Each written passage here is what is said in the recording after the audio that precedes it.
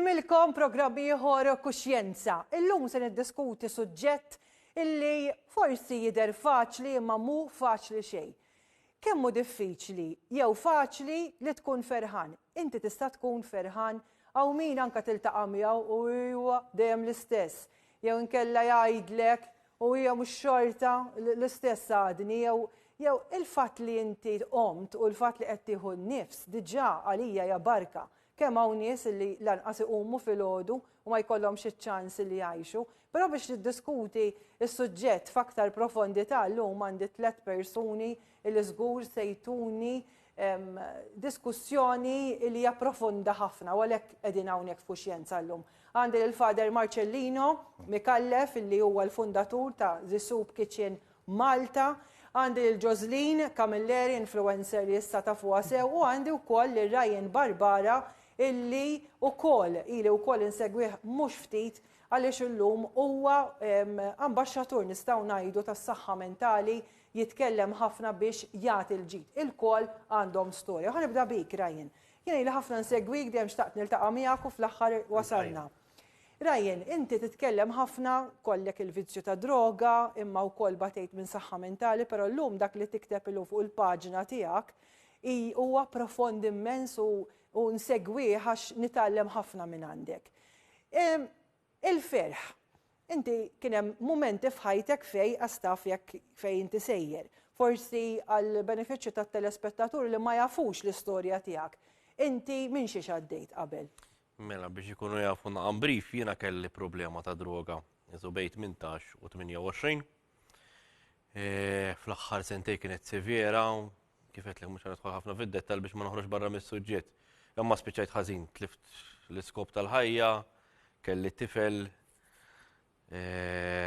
suwiċidju kienet iberren ħafna f'moħħi, kelli ħafna attempts ukoll u ma stajtx insib skop. It-tifel f'ħajti ta' niskop biex nibda l-ħajti, biex naħdem fuq ħajti, għamil programma għawdex, kombinazzjoni. L-oazi, u xie? L-oazi għamiltu għawdex, imbirku dejjem dak il-post. U minn hemm isniqbad da traġiet, jim vera ma kellix direzzjoni f'ħajti, ġifieri llum kemm ix-xogħol, kemm kumpanija, kemm il-familja kollox bdilt f'ħajti jiena ġifieri. F'daw 8 snin li inni clean u sober, li qbad. Jiena ma nħobbx ferħ hawn minn ħafna jiddefinixxi l-ferħ u jista' jkun mument ta' ferħ, tifhem? Jiena naħdem ħafna fuq il-gratitudni, jintallim fuq il-gratitudni u nemmen li tkun grat għal dak li għandek, tkun kuntent. U x'waslek milli bniedem li kont litteralment fid-dlam, li kont qed taħseb anke fit-tmiem tal-ħajja, li ma rridx tibqa' sejjer, biex għamil din il-qalba, x'ġara? F'ġara f'qalbek, Ryan? Rrid inkun missier. Kelli t-tifel u ma stajtx inkun missieru. U dik li kont nara ħanka fuq nepi changer u ma nistax, mhux ma nistax, ta' ma nħossniex komdu peress li kont inkun taħt il-vizzju. Isni l-ewwel sena ta' ħajtu tlifta. Tista' tgħid. Mbagħad għamilt il-programm, ftit wara bil-konsegwenzi ta' droga ma kontx narah. Tipo imma llum għandi relazzjoni tajba ma dat-tifel, ġifieri għandu għalaq 9. Tipo llum meta kull event li jkolli jien, tipo tiegħu speċjalment, nispiċċa nemozzjona ruħi għax nibda ngħid ara x'kont ħanitlef jien. U dak il-mument li llum inħossni jiena għandi ritratt fil-karozza. Ktibtlu sorry Jack. Tistgħu timmaġinaw ġifieri biex ma nidħolx fid-dettall. U dak ir-ritratt għadu għandi. U meta kont qed inħares lejn dak ir-ritratt possibbli li dat-tifel ħanħalleh bla missier jien. U dik kienet tweġġiħana ħafna. U meta bdejt nivviżwalizza li ngħid dat-tifel ħajsaqsuh fejn id-dadi tiegħek u jgħidilhom miet li eżempju jew m'għadux hekk jew m'għadux. U dik kienet tweġġiħana ħafna. U qed xi ħaġa rid nagħmel. U minn hemm bat għamilt il-kuraġġ, ċedejt għall-għajnuna u llum jeda. Nipprova bl-istorja tiegħi nagħmel xi ħaġa ta' ġid. Vera storja inkredibbli, Ryan, u vera nirringrazzjak li ġejta u hekk taqsam għax anke li hekk affettwajtna ħafna il-mod kif qed tgħidha x'naf li hija verità dak li għaddejt minnu. Rajt il-Fader qiegħed japprova ħafna x'qiegħed tgħid. Naħseb laqtek ħafna. Fader Marcellino, inti ta' kuljum tara għexieren ta' stejjer umani jiġru quddiemek. Nies foqra, nies bi sfidi soċjali, nies u l-vizzju, kuluri kbar, kuluri differenti ta' sfidi. Imma hemmhekk tibda tara meta jkunu miġburin għandek għaliex għandhom l-imħabba fl-ikel, fis-servizzi, allura jaraw xaqta dawl. Għaliex bdejt tħossa l-istorja tara jien? L-ewwel qed tinduna li ċertu nies qabel ma jixorbu mid-dranaġġ jisom qas jindunaw f'liema realtà jinsabu. U dan jista' jkun kulħadd anke min qed isegwina ma jfissirx għax jiena b'saħħti llum il-lejla mhux għada jew il-ġimgħa d-dieħla il-lejla ma nistax notor. Però qal kelma sabiħ ħafna, il-gratitudni. Jien nemmen illi il-gratitudni hija l-mużika tal-qalb. Jien naħseb li għandna bżonn kull wieħed minnha jott il-barkiet illi għandu ġo fih. Kollha kemm aħna għandna il-barkiet, jiena nħobb inġib eżempju sempliċi u li żgħażagħ ngħidilhom illi kulħadd fil-ġinien tiegħu għandu 1000 fjura. 1000 fjura. Ma ħafna drabi nintilfu fuq fjura waħda ta' ħadd ieħor. Ftemna? U ninsew il-barkiet li għandna, il-ġid, il-mużika sabiħa li hemm f'kull wieħed. Jiena niltaqa' ma' nies is-sub kitchen il-maġġoranza kif tinsab realtà kull imkien mhux Malta biss, nies li għaddejjin minn uġigħ mentali, inti semmejt l-uġigħ mentali li jfisser anke id-dwejjaq. Jien lin-nies nipprova inġalhom iħarsu daqsxejn lejhom anke nfushom għaliex jiena nemmen illi il-ferħ, il-kuntentizza l-ewwel trid tfittxu ġo fik. Ġo fik. U kulħadd għandu potenzjal, kulħadd enormi. Jien nemmen li f'kull bniedem 90% huwa deb. 10% miżbla, ħanejtek jew garbage. U dak importanti wkoll il-garbage, ftemnax biex iddoq sinfonija ma tistax iddoq in-noti bojod biss, trid iddoq in-noti subet ukoll. Jiġifieri dik hija parti mill-bagalja tagħna li rridu nġorbu. Ma kemm hu sabiħ illi niskopru it-talenti, id-doni, ir-rigali, il-kapaċitajiet illi kulħadd għandu, kulħadd. Meta kont nistudja barra minn Malta, kelli wieħed mill-istudenti kien blajdejn u b'siq waħda. Imma kien jistudja biex jsir producer tal-films. Dak kien se jasal x'imkien li jiena m'iniex kapaċi fija. Jiena nista' nasal ħaġa li forsi inti m'intix kapaċi fija. Kulħadd għandu riżorsi biżżejjed, kulħadd għandu għodod biżżejjed, kull persuna li kollu qudiemi. Jien iltaqa' ma' nies li jiddispjaċini bħal dalodu illi l-ex ma jintaf kien għammina bdejja qatt ma nista' nifraħ, qatt ma imma naħseb li tingħalaq fik innifsek mhijiex is-soluzzjoni. Jien nemmen li aħna f'pajjiżna il-popolazzjoni kważi il-maġġoranza assoluta qatt ma daħlu fil-ħabs ta' Kordin, imma għandna nies li daħlu l-ħabs fihom infushom. Inti irnexxielek toħroġ minn dan il-ħabs, ftemna, taqta' dawn l-iktajjen u inti li qed tarana li inti qed tismana, x'inhi l-istorja tiegħek. Inti għandek futur u mhux passat biss. Proset, Fader, lek nieħu pjaċir nisimgħek titkellem wis. Jocelyn, inti llum ukoll ambaxxatriċi tal-ferħ narak, però inti l-istorja tiegħek hija interessanti illi inti llum għax batejt għax kif qal il-Fader doqtu dak id-dranaġġ, doqt id-batija. Però llum tagħmel minn kollox biex dak il-messaġġ ta' kuljum li mhux faċli, xi kollok sfidi wkoll. Imma tmur tom għax tħobb pjaċir tom, dawk il-kuluri kollha fl-ilbies, tifraħ, tferraħ. Jocelyn, kif waslet f'dan il-punt? Ara, għandu qalbi tħabba ta' x'da suġġett intens għalija. L-ewwel net aħna ta' meta kienna eto żgħira aħna tliet aħwa u għaddejna fil-familja kellna problemi ta' saħħa mentoli. U x'int tkun ta' eto żgħira tura l-affarijiet quddiem għajnejk u tgħaddi minn ċertu dbatija. U qisik trid tieħu rwol ta' tkun żgħira, inti minn hemm tibda trabbi s-sensitività lejn in-nies u lejn min qed jgħaddi. Apart li kellna problemi mentoli minn naħa tal-familja, mbagħad xejn kelli 18 sena tħalt f'relazzjoni diem 12 sena u tont siret tossika li fl-aħħar ma kienx Jocelyn li qed taraw issa. Kient nilbis kellix iswed, kint nixfa, kint nippanikja biex niekel, kint inqtojt mill-familja tiegħi, spiċċjat.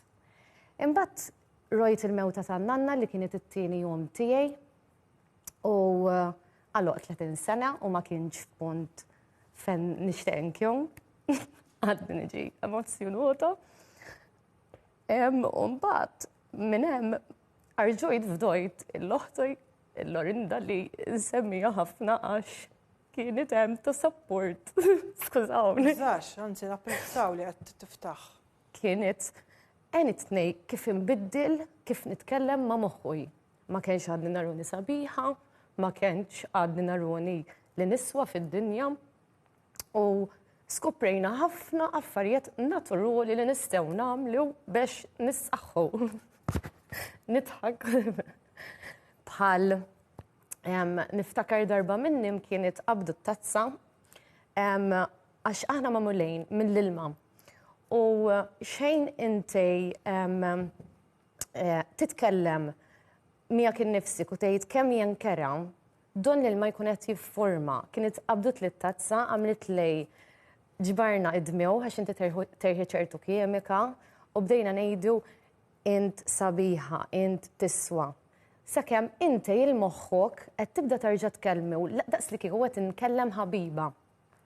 Li kieku il-moħħ aħna għandna s-saħħa li nimbidlu meta niddeċiedu aħna. Bħal meta eżempju tgħid jaħa nixtri karozza bajda ta' dik id-ditta. Moħħok f'daqqa jibda jura kull karozza ta' dik fejn tkun. Għaliex, għax il-frekwenza tiegħek tkun id-direzzjonajta lem. Allura jekk inti moħħok ħatejdlu jan ma niswex għal id-dinja jew xi ħaġa, inti ħatibda tatratta affarijiet li jiġrulek li tħissik ma tiswex. Mela bħalma jirnexxielna naħsbu fil-ħażin, nistgħu naqilbuha u naħsbu fit-tajjub li ngħidu kemm jen kapuċi. Illum irnexxieli jekk il-bieraħ ma qomx kontent, illum irnexxieli nqom u rnexxieli nura x-xemx. U kif qed witnelli intom u li għal iżbaħ ħaġa hija l-gratitudni. Kient anke eżempju qabel turqod, issemmi eżempju kuljum 5 affarijiet li inti tissig gruta għalih u il-kuntentizza hija ħidma. Int trid taħdem għalija, trid issejb ħin u hemm ħafna affarijiet tista' tagħmel b'mod naturali u mhux vizzjej li tarġa' ġib il-kuntentizza tiegħek. U l-gratitudni jekk għall-ewwel tgħid iwa qedlu grazzi l-bambujn imma xorta għadni nħissni hekk, din mhix xi ħaġa bħalma int għandek bżonn tixrob l-ilma kuljum. Aħna għandna bżonn nitkellmu magħna nfusna sabuħ kuljum. Irridu ngħidu grazzi, tistgħu tagħmlu eżerċizzi lil min qed taraw. Kull flaxija qabel turqdow semmu 5 affarijiet li intom gruti għali qed nara ritrott ma' Marvik. Jiena f'din il-ħajja sibt nies importanti n-nies li tażlu għax oħti Marvik, David minn hemm ukoll il-familja kollha tiegħi, it-tfal kemm importanti nqettew ħin ma' tfal li jżummulna l-innoċenza tagħna l-ferħ propja. Jien nipprova nkun Joslin żgħira, ninsa l-affarijiet li qegħdin itaqluni u ngħid kieku Joslin x'tagħmel tkun eċitota, mela ħankun eċitota quddiem kulħadd. Forsi xi ħadd jiġi jispirot u eżempju x'inqed influencer ma nħib nuża. Li għax influencer isi qiegħda kelma ta' apparenza, u jien mhux apparenza nixtieq li nispira. U tispira, ta' nassigurak li tispira. Nixtieq li n-nies jagħmlu xi ħaġa u jsibu dik il-5 minuti kuljum għalihom. Tufu eżempju li jekk tagħmna għal 20 sekunda inti tista' toħroġ ċertu kimika li hija hekk love chemical. Ġifieri forsi intom li qed taraw sibu issa mument għanqol xi ħadd ma' ġemb kemm dumu 20 sekonda ħalli toħorġu dik il-kimika. Fadi. Nixtieq ngħid storja biex telespettaturi jifhmu dak li qiegħda tgħid kemm huwa minnu. Darba kien hemm bidwi illi rid jiżra żerrija, jekk hux żerrija tal-valenu jew kellha żerrija li jinbet il-frott, jikber forsi s-siġra tal-frott. Il-bidwi huwa jien, il-bidwi huwa inti, il-bidwi huwa inti. L-għalqa hija moħħna. Dak li se nagħtu lil moħħna sa jinbet. U għalhekk iridu nkunu pożittivi magħna nfusna, naraw is-sabiħ li hemm fina, it-tajjeb li hawn madwarna, il-għala għax jekk jiena sa nkun ma' nies li huma toxic illi ħin kollu jinniżiluni taħt l-ilma, jiena wkoll sa nereq, ftemna, u jiena nemmen illi nħobb ngħidha liż-żgħażagħ titilqux l-istering minn idejkom. Għandek l-istering tal-ħajja tiegħek f'idejk. Ftemna?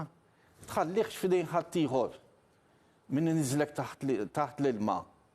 Fl-aħħar mill-aħħar l-ebda dlam ma jitfid-dawl ta' xema. L-ebda dlam, jekk jiena għandi xema id-dawl ġo fija, jiena d-dawl li inkebsu, nżidu. Mhux dlam iktar. Mhux dlam. U ma nitfirx jiena stess. Ekku. Ma nitfirx jiena stess. Rajtek vera tuħu gost li qed tgħid Ġoslin. Għaliex? Jien meta nara bniedem jirriforma ħajtu llum, tipo, mhux irriforma ħajtu kompla bħajtu, tipo, qed jagħti lura u jien nemmen il-ferħ ukoll hemmhekk jiġi meta tagħti u ma tistenna xejn lura. Jiena hemm barra nitfa' jiena nagħmel li nagħmel. Inti u ħassejtni proud meta qed kelma ambaxxatur tas-saħħa mentali. Meta qed ħassejt x'tajt il dak hemm sabiħ mhux qed titlu ta' ma tafalxix għax meta kont fidlam jien ma kien mhux ma sibtux. Għax l-unika bniedem l-inspirani għax rajt artiklu tiegħu Clifford Gallian sellem l-luminaw. Ħabib tiegħi ħafna. Imma ma rajt ma konċet ma bdejtx nirrelata ma' ħadd. Ma bdejtx nisma' xi ħadd hemm barra u ngħid ara dak għandu dweq bħali jew dak għandu problema ta' ma bdejtx nara. Allura jien nixtieq li nkun kif qed tagħmel Ġoslin ukoll, ġifieri li jisma' hemm barra tipo tant id-dinja ġiet negattiva u s-social media ma tantx tgħinnax kif qal il-fader tipo dak li jiena nħobb ngħidha dak li tiżra taħsad. Tifhem? U s-social media jekk tużaħħa ħażin ħadd tiżra l-ħażin. Toqgħod taqra l-kummenti. Ħafna u għandi rispett lihom, dan għalija xogħolhom l-influencers, jiena għalija kulħadd influencer għax influencer kulħadd. Imma jien ngħidu ħadd t-titlu tagħhom ġifieri. Tara ċertu kummenti fuq is-social media kontrihom b'ċertu ħdura u mibieda. Jiena l-ewwel mistoqsija għala. Jekk ma toġobniex Ġoslin ma nsegwihiex. Jekk toġobni nsegwiha, daqshekk. Qabel fl-antik. Inħobb ngħidha kellna l-Morales ibih.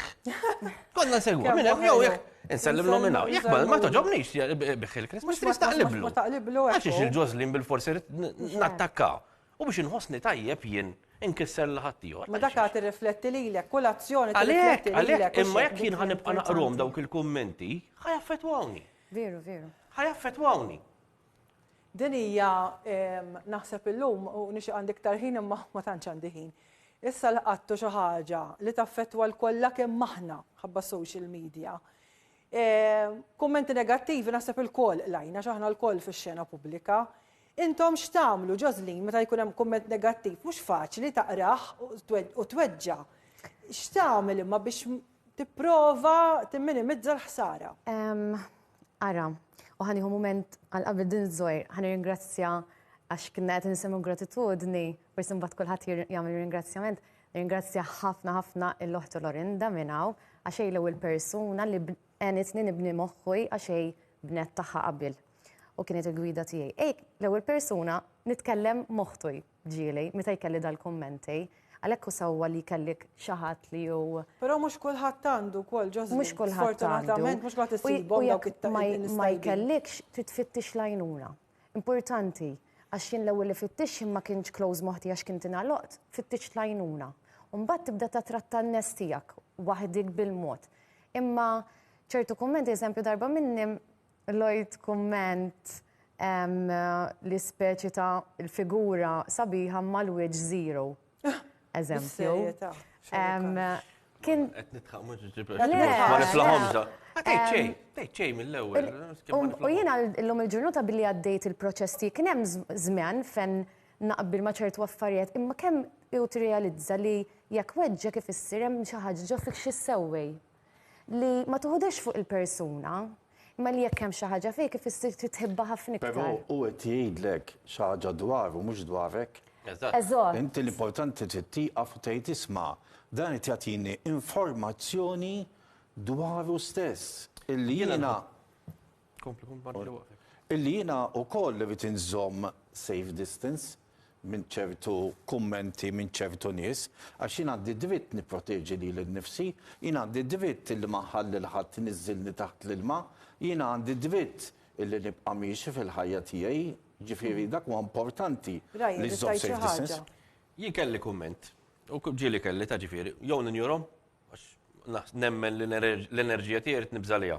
Nippreferi naħlija fuq nies, fuq it-tfal, fuq il-familja, ma' affarijiet li nħobb nagħmel. Imma kelli kumment li xi kien ma nafx kelma b'kelma ġifieri tipo daba xeba jkun midja l-programm ħafna minn dawn l-affarijiet.